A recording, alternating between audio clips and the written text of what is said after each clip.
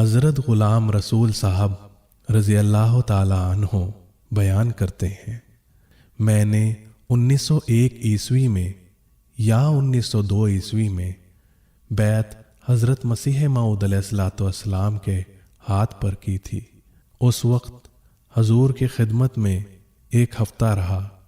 اور ہم آپ کو جب آپ مسجد میں عموماً مغرب کی نماز کے بعد بیٹھتے تھے ٹانگیں وغیرہ دبایا کرتے تھے اور آپ ہمیں منع نہیں کرتے تھے۔ آپ کا چہرہ مبارک ایسا تھا کہ وہ شبہات جو مولوی ڈالتے تھے آپ کا چہرہ دیکھنے سے دور ہو جاتے تھے۔ چنانچہ میں نے سنا ہوا تھا کہ مہدی موعود کا چہرہ ستارے کی طرح چمکتا ہوگا، اور میں نے ایسا ہی پایا،